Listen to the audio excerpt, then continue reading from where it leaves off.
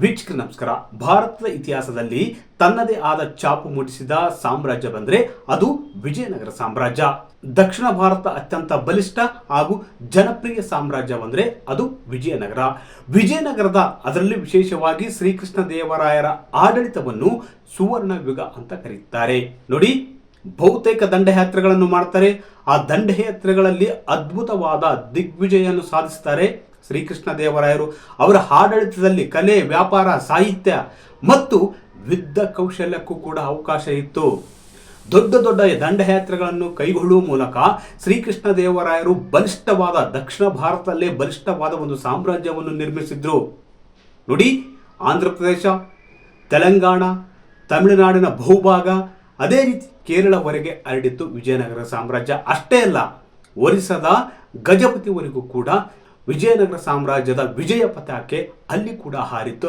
ಅದಕ್ಕೆ ಕಾರಣರಾದವರು ಶ್ರೀಕೃಷ್ಣ ದೇವರಾಯರ ಸಾಹಸ, ಶೌರ್ಯ ಮತ್ತು ಆ ಸೇನಾ ಶಕ್ತಿಯಿಂದಾಗಿ ಆವತ್ತು ದಕ್ಷಿಣ ಭಾರತದಲ್ಲಿ ವಿಜಯನಗರ ಸಾಮ್ರಾಜ್ಯ ಬಹುದೊಡ್ಡ ಸಾಮ್ರಾಜ್ಯವಾಗಿ ಬೆಳೆದಿತ್ತು. ಮತ್ತು ಈ ಒಂದು ಸಾಮ್ರಾಜ್ಯದ ವೈಭವ ದೇಶ ವಿದೇಶಗಳಿಗೆ ಮುಟ್ಟಿತ್ತು.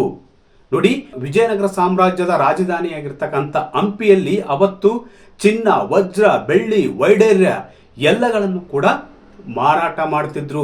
ಈ ಒಂದು ಮಾರುಕಟ್ಟೆಯಲ್ಲಿ ದೇಶ ವಿದೇಶ ವರ್ತಕರು ಭಾಗವಹಿಸುತ್ತಿದ್ರು. ಅಂತ ಒಂದು ಸಾಮ್ರಾಜ್ಯ, ಶ್ರೀಮಂತಿಕೆಯ ಸಂಕೇತವಾಗಿತ್ತು ವಿಜಯನಗರ ಸಾಮ್ರಾಜ್ಯದ ರಾಜಧಾನಿ ಹಂಪಿ. ನೋಡಿ, ದೇಶ ವಿದೇಶಗಳಿಂದ ಬಂದಂಥ ವರ್ತಕರು ಮತ್ತು ಅಲ್ಲಿ ಭಾಗವಹಿಸುತ್ತಿದ್ದಂಥ ಜನರು ಇದ್ರಲ್ಲ, ಅದೇ ರೀತಿ ವಜ್ರ, ಚಿನ್ನ, ಬೆಳ್ಳಿ, ವೈಡೂರ್ಯ ಎಲ್ಲವನ್ನು ಕೂಡ ರಸ್ತೆಯಲ್ಲಿ ಇಟ್ಟು ಮಾರಾಟ ಮಾಡ್ತಾರಂದ್ರೆ ಆ ಸಾಮ್ರಾಜ್ಯ ಎಷ್ಟು ಶ್ರೀಮಂತಿಕೆಯನ್ನು ಹೊಂದಿರಬೇಕು. ಈ ಒಂದು ಅಂಶ ಅವತ್ತು ದಶ ದಿಕ್ಕುಗಳಲ್ಲಿ ಹರಡಿತ್ತು. ನೋಡಿ, ಇಂಥ ಒಂದು ಸಾಮ್ರಾಜ್ಯದ ಅಧಿಪತಿ ಚಕ್ರವರ್ತಿ ಶ್ರೀಕೃಷ್ಣ ದೇವರಾಯರು. ಅವರ ಸೇನಾ ಸಾಹಸಗಳು ಕೂಡ ತುಂಬಾ ಅದ್ಭುತವಾಗಿವೆ. ವಿಶೇಷವಾಗಿ ಈ ವಿಡಿಯೋದಲ್ಲಿ ವಿಜಯನಗರ ಸಾಮ್ರಾಜ್ಯದ ದೊರೆ, ಜನಪ್ರಿಯ ದೊರೆ ಶ್ರೀಕೃಷ್ಣ ದೇವರಾಯರ ಮಗನ ಕುರಿತು. ಶ್ರೀಕೃಷ್ಣ ದೇವರಾಯರಿಗೆ ಇಬ್ಬರು ಹೆಣ್ಣುಮಕ್ಕಳು, ಒಬ್ಬ ಪುತ್ರನಿದ್ದ. ಏಕೈಕ ಪುತ್ರ ತಿರುಮಲರಾಯರು ಸಣ್ಣ ವಯಸ್ಸಿಗೆ ಸಾವನ್ನಪ್ಪಿದ್ದಾದ್ರು. ಯಾಕೆ? ತಿರುಮಲರಾಯ ಅವರಿಗೆ ವಿಷವಿಕ್ಕಿ ಕೊಲ್ಲಲಾಯಿತಾ. 1513ರಿಂದ 1515ರ ಒಳಗೆ ಹುಟ್ಟಿರಬಹುದು ಅಂತ ಕೂಡ ಇತಿಹಾಸಕಾರರು ಅಭಿಪ್ರಾಯ ಪಡ್ತಾರೆ. ಯಾಕಂದ್ರೆ ಸ್ಪಷ್ಟವಾದ ಒಂದು ದಾಖಲೆ ಇಲ್ಲದ ಕಾರಣ ಈ ಒಂದು ಅವಧಿಯೊಳಗೆ ತಿರುಮಲರಾಯರು ಹುಟ್ಟಿರಬಹುದು ಅಂತ ಇತಿಹಾಸಕಾರರು ಅಭಿಪ್ರಾಯ ಪಡ್ತಾರೆ. ನೋಡಿ, 1524ರಲ್ಲಿ ತಿರುಮಲರಾಯ ಅವರಿಗೆ ಪಟ್ಟಾಭಿಷೇಕ ಮಾಡ್ತಾರೆ ಶ್ರೀಕೃಷ್ಣ ದೇವರಾಯರು. ನೋಡಿ, ಸಣ್ಣ ವಯಸ್ಸಿಗೆ ಪಟ್ಟಾಭಿಷೇಕ ಬೇಡ ಅಂತ ವಿಜಯನಗರ ಸಾಮ್ರಾಜ್ಯದ ಮನೆತನಗಳಲ್ಲಿ ಕೂಡ ಒಂದು ಸಣ್ಣ ಮಟ್ಟಿಗಿನ ವಿರೋಧ ಕೂಡ ಇರುತ್ತೆ. ಆದರೆ ಈ ಎಲ್ಲ ವಿರೋಧಕ್ಕೆ ಶ್ರೀಕೃಷ್ಣ ದೇವರಾಯರು ಒಪ್ಪಿಕೊಳ್ಳುವುದಿಲ್ಲ. ಯಾಕಂದ್ರೆ ಶ್ರೀಕೃಷ್ಣ ದೇವರಾಯರಿಗೆ ಒಂದು ಆತಂಕ ಮನೆ ಮಾಡಿರುತ್ತೆ. ತಾವು ತುಂಬಾ ದಿನ ಬದುಕುವುದಿಲ್ಲ ಎಂಬ ಆತಂಕ ಅವರಲ್ಲಿ ಕಾಡುತ್ತೆ. ಹೀಗಾಗಿ ಬೇಗನೆ ಮಗನಿಗೆ ಒಂದು ವಿಜಯನಗರ ಸಾಮ್ರಾಜ್ಯದ ಪಟ್ಟಾಭಿಷೇಕವನ್ನು, ರಾಜನಾಗಿ ಪಟ್ಟಾಭಿಷೇಕವನ್ನು ಮಾಡಿದ್ರೆ ಆಯಿತು ಎಂಬ ನಿರ್ಧಾರಕ್ಕೆ ಶ್ರೀಕೃಷ್ಣ ದೇವರಾಯರು ಬರ್ತಾರೆ. ನೋಡಿ, ಶ್ರೀಕೃಷ್ಣ ದೇವರಾಯರಿಗೆ ಆತಂಕ ಇದ್ದ ಕಾರಣ, ಎಲ್ಲೋ ಒಂದ್ ಕಡೆ ಸಾವಿನ ಭಯವಿದ್ದ ಕಾರಣ ಶ್ರೀಕೃಷ್ಣ ದೇವರಾಯರು ತಮ್ಮ ಚಿಕ್ಕ ಮಗನಿಗೆ, 6 ವರ್ಷದ ಮಗನಿಗೆ ಪಟ್ಟಾಭಿಷೇಕವನ್ನು ಮಾಡ್ತಾರೆ. ಅದು 1524ರಲ್ಲಿ. ನೋಡಿ, ಒಂದು ಮೂಲದ ಪ್ರಕಾರ ಮತ್ತು ಒಂದು ಜನಪ್ರಿಯ ಥಿಯರಿ ಪ್ರಕಾರ ಶ್ರೀಕೃಷ್ಣ ದೇವರಾಯರ ಮಗ ತಿರುಮಲರಾಯರು ಮೃತಪಟ್ಟಿದ್ದು ವಿಷಪ್ರಾಶನದಿಂದ ಅಂತ ಬಹುತೇಕ ಇತಿಹಾಸಗಳಲ್ಲಿ ದಾಖಲಾಗಿದೆ ಮತ್ತು ಇತಿಹಾಸಕಾರರು ಕೂಡ ಅಭಿಪ್ರಾಯ ಪಡ್ತಾರೆ. ಇದಕ್ಕೆ ಸೂಕ್ತವಾದ ಸಮಕಾಲೀನ ಸಾಕ್ಷಿಗಳು ಇಲ್ಲದಿದ್ರೂ ಕೂಡ ಇತಿಹಾಸಕಾರರು ಬಹುತೇಕ ಈ ಥಿಯರಿಯನ್ನು ಸಮ್ಮತಿಸುತ್ತಾರೆ. ಹಾಗಾದ್ರೆ ಯಾರು ಒಂದು ವಿಷಪ್ರಾಶನ ಮಾಡಿದ್ದು? ನೋಡಿ ವೀಕ್ಷಕರೇ, ಶ್ರೀಕೃಷ್ಣ ದೇವರಾಯನ ಮಂತ್ರಿ ಮಂಡಲದಲ್ಲಿ ಇದ್ದಂತ ಪ್ರಧಾನಿ ಸಾಳ್ವ ತಿಮ್ಮರಸು ತಿರುಮಲರಾಯ ಅವರಿಗೆ ವಿಷಪ್ರಾಶನ ಮಾಡಿದ್ರು ಎಂಬ ಇತಿಹಾಸದಲ್ಲಿ ಬಹುತೇಕ ಕಡೆ ಉಲ್ಲೇಖವಾಗಿದೆ. ಇತಿಹಾಸಕಾರರು ಕೂಡ ಇದನ್ನೇ ಅಭಿಪ್ರಾಯ ಪಡ್ತಾರೆ. ಆದ್ರೆ ಇದಕ್ಕೆ ಸಮಕಾಲೀನ ಸಾಕ್ಷಿಗಳು ಕೂಡ ಇಲ್ಲ ಅಂತ ಇತಿಹಾಸಕಾರರು ಹೇಳ್ತಾರೆ. ನೋಡಿ, ಸಾಳುವ ತಿಮ್ಮರಸು ಅವರು ಶ್ರೀಕೃಷ್ಣ ದೇವರಾಯನ ಮಗ ಆಗಿರ್ತಕ್ಕಂಥ 6 ವರ್ಷದ ಮಗ ತಿರುಮಲರಾಯರವರಿಗೆ ಒಂದು ವಿಷಪ್ರಾಶನ ಮಾಡಿದ್ರು, ಇದರಿಂದ ಸಾವನ್ನಪ್ಪಿದ್ರು ಅಂತ ಕೂಡ ಇತಿಹಾಸಕಾರರು ಬಹುತೇಕ ಕಡೆ ಒಂದು ಅಭಿಪ್ರಾಯ ಪಡ್ತಾರೆ. ಮತ್ತು ಇದು ಹೆಚ್ಚು ಚಾಲ್ತಿಯಲ್ಲಿ ಇರ್ತಕ್ಕಂಥ ಥಿಯರಿ. ಬಳಿಕ ಶ್ರೀಕೃಷ್ಣ ದೇವರಾಯರು ಅನುಮಾನ ಮತ್ತು ಶಂಕೆಯ ಮೇಲೆ ತಿಮ್ಮರಸು ಅವರನ್ನು ಬಂಧಿಸಿ ಜೈಲಿಗಟ್ತಾರೆ, ಕಣ್ಣುಗಳನ್ನು ಕೀಳ್ತಾರೆ ಎಂಬುದು ಕೂಡ ನೀವು ಓದಿದ್ದೀರಿ.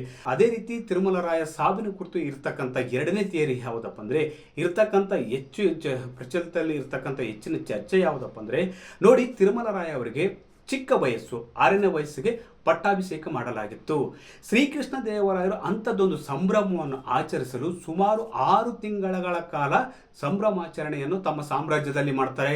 ಬಹುತೇಕ ದೊಡ್ಡ ದೊಡ್ಡ ದೇವಸ್ಥಾನಗಳಿಗೆ ಭೇಟಿ ಕೊಟ್ಟು ವಿಶೇಷವಾದ ಒಂದು ಪ್ರಾರ್ಥನೆ ಪೂಜೆ ಸಲ್ಲಿಸ್ತಾರೆ.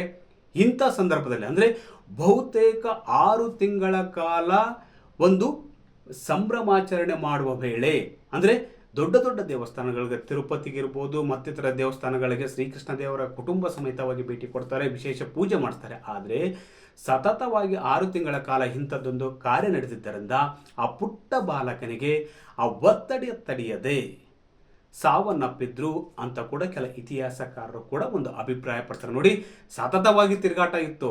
ಶ್ರೀಕೃಷ್ಣ ದೇವರಾಯರು ಏನು ಮಾಡ್ತಾರೆ, ಯುವರಾಜನಿಗೆ ಪಟ್ಟಾಭಿಷೇಕ ಮಾಡ್ತಾರೆ 1524ರಲ್ಲಿ.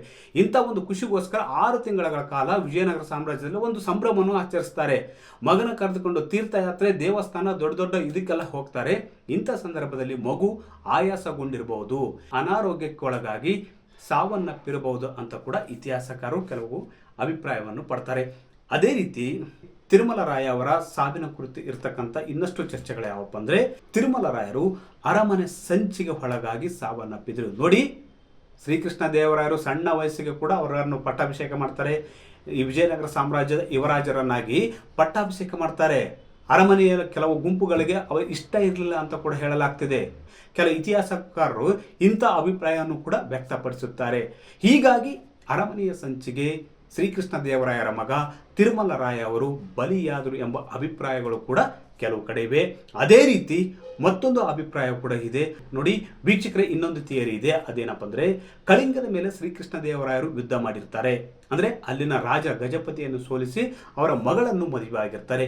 ಈ ಒಂದು ಸಿಟ್ಟಿಗೆ ಗಜಪತಿ ಶ್ರೀಕೃಷ್ಣ ದೇವರಾಯರ ಮಗ ತಿರುಮಲರಾಯನನ್ನು ಷಡ್ಯಂತ್ರದಿಂದ ಕೊಲ್ಲಿಸಿದ್ರು ಅಂತ ಕೂಡ ಕೆಲ ಚರ್ಚೆಗಳಿವೆ. ಇದು ಎಷ್ಟರ ಮಟ್ಟಿಗೆ ಸತ್ಯ ನನಗೆ ಗೊತ್ತಿಲ್ಲ, ಬಹುತೇಕ ನಿಮ್ಮಲ್ಲಿ ತಿಳಿದವರು ಕೂಡ ಇರಬಹುದು.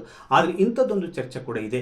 ಏನು ಚರ್ಚೆಪ್ಪ ಅಂದರೆ, ನೋಡಿ, ಗಜಪತಿ ಇದನ್ನಲ್ಲ, ಗಜಪತಿ ನಾನು ಸೂರ್ಯವಂಶದವನು, ಆದರೆ ಶ್ರೀಕೃಷ್ಣ ದೇವರಾಯ ಕಡಿಮೆ ಕುಲದವರು, ಇಂಥ ಕಡಿಮೆ ಕುಲದವರು ನನ್ನ ಮಗಳನ್ನು ಒಯ್ದು ಮದುವೆ ಮಾಡಿಕೊಂಡ ಎಂಬ ಆಕ್ರೋಶಕ್ಕೆ ಗಜಪತಿ ಇಂಥದ್ದೊಂದು ಷಡ್ಯಂತ್ರ ಮಾಡಿದೆ ಎಂಬ ಚರ್ಚೆಗಳು ಕೂಡ ಇತಿಹಾಸದಲ್ಲಿವೆ.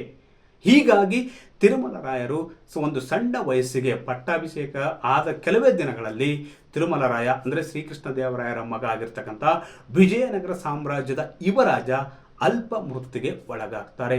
ಒಟ್ಟಾರೆಯಾಗಿ ದಕ್ಷಿಣ ಭಾರತದಲ್ಲಿ ಸುವರ್ಣ ಯುಗವನ್ನು ಕಂಡಂಥ ಬಲಿಷ್ಠ ಸಾಮ್ರಾಜ್ಯವಾಗಿದ್ದ ವಿಜಯನಗರದ ಅರಸ, ಬಲಿಷ್ಠ ಸಾಮ್ರಾಜ್ಯದ ಅಧಿಪತಿಯಾಗಿದ್ದ ಶ್ರೀಕೃಷ್ಣ ದೇವರಾಯರ ಮಗ ತಿರುಮಲರಾಯ ಅಲ್ಪ ಮೃತ್ಯುಗೆ ಬಲಿಯಾಗಿರುವ ಕುರಿತು ಹಲವಾರು ಚರ್ಚೆಗಳಿವೆ. ಒಂದು ಕಡೆ ಇತಿಹಾಸಕಾರರು ಹೇಳ್ತಾರೆ ವಿಷಪ್ರಾಸನದಿಂದ ಕೊಲ್ಲಲಾಯಿತು ಅಂತ, ಅದೇ ರೀತಿ ಅರಮನೆ ಸಂಚಿಗೆ ಬಲಿಯಾದ್ರಂತ ಮತ್ತೆ ಕೆಲವರು ಹೇಳ್ತಾರೆ, ಮತ್ತು ಕೆಲವು ಕಡೆ ಗಜಪತಿಯ ಸಂಚಿನಿಂದ ಬಲಿಯಾದ್ರಂತ ಹೇಳ್ತಾರೆ.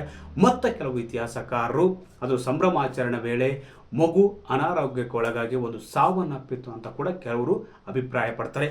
ಒಟ್ಟಾರೆಯಾಗಿ ದಕ್ಷಿಣ ಭಾರತ ಬಲಿಷ್ಠ ಸಾಮ್ರಾಜ್ಯ, ದಶದಿಕ್ಕುಗಳಲ್ಲಿ ತನ್ನದೇ ಆದ ಖ್ಯಾತಿಯನ್ನು ಹೊಂದಿದ್ದಂಥ ಸಾಹಿತ್ಯ, ಕಲೆ ಮತ್ತಿತರ ಚಟುವಟಿಕೆಗಳಿಗೆ ಪ್ರೋತ್ಸಾಹ ನೀಡುತ್ತಿದ್ದ, ಅದೇ ರೀತಿ ಕರ್ನಾಟಕದ ಕೀರ್ತಿ ಪತಾಕೆಯನ್ನು ಆರಿಸಿದ್ದ ವಿಜಯನಗರ ಸಾಮ್ರಾಜ್ಯದ ದೊರೆ ಶ್ರೀಕೃಷ್ಣ ದೇವರಾಯ ಮಗ ತಿರುಮಲರಾಯ ಅಲ್ಪ ಮೃತ್ಯುಗೆ ಒಳಗಾಗಿದ್ದು ಇವತ್ತು ಇತಿಹಾಸದಲ್ಲಿ ದಾಖಲಾಗಿದೆ.